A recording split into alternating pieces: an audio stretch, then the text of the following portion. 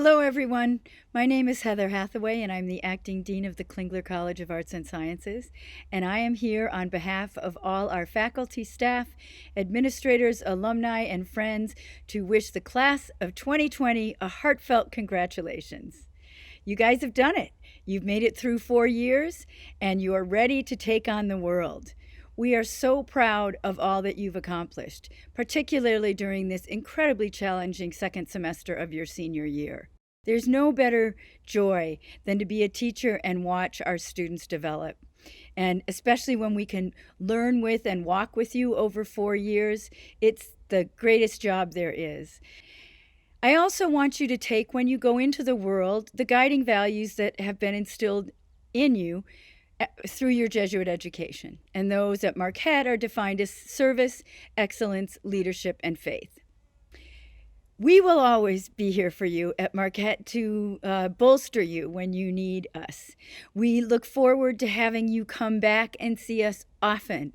We look so forward to the August graduation when we can read your name and have you stride across that stage as the confident and outstanding senior you've become. And we look forward to watching you as you go forth in the world to be the difference and make the difference. So congratulations to the class of 2020. We can't be more proud of or happy for you. You have done an excellent job. Hats off.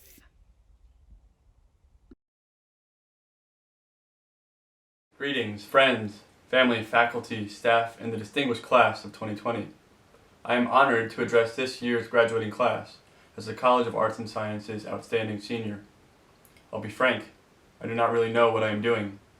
I have no idea how to properly deliver an impactful and meaningful speech at a college graduation, let alone a virtual graduation tribute.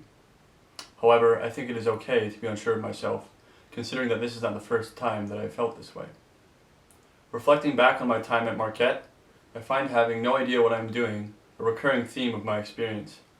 In fact, it was a theme that was present before I'd ever taken a college class.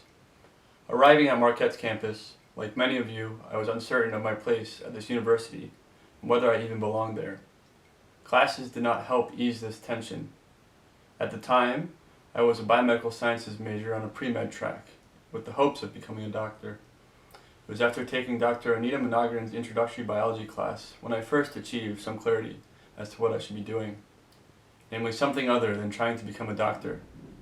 So, like anyone who has realized they chose the wrong career path coming into college, I changed my major, not once, not twice, but 4 different times. Now you might think I'm simply bad at making choices, but in my recollection, I genuinely did not know what I wanted to do for the rest of my life. I needed to embrace that uncertainty to find what I was passionate about. And yet, finally, with 2 majors to be passionate about, I was uncertain about what all these philosophers and theologians were talking about. I mean, come on, does anyone really know what Wittgenstein talks about in the Tractatus? I don't think he knew what he was talking about. Looking back at my time at Marquette, I can see clearly that the unknown was always in front of me. The uncertainty I experienced was always coupled with fear, namely fear of the unknown. Paradoxically, however, it was the unknown that made my college experience such a memorable one. It was the unknown classes, friends, professor, and pizza runs during the polar vortex that made my time at Marquette memorable. One of my favorite quotes comes from one of my favorite theologians, Hans Urs von Balthasar.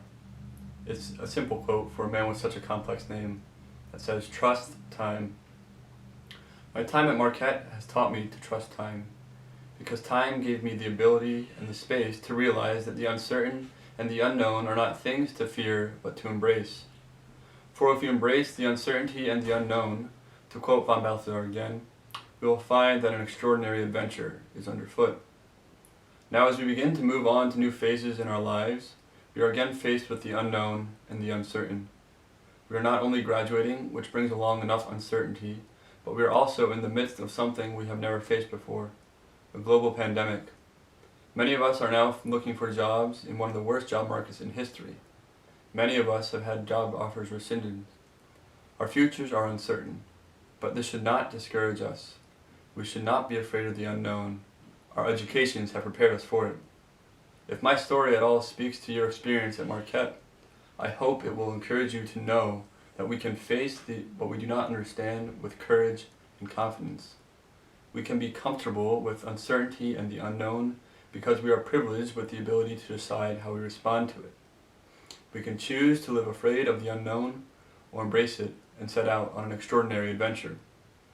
I want to leave you with a prayer by St. Teresa of Avila as we begin to transition into the unknown. Let nothing disturb you. Let nothing frighten you. All things will pass away. God never changes. Patience obtains all things. Whoever has God lacks nothing. God alone suffices.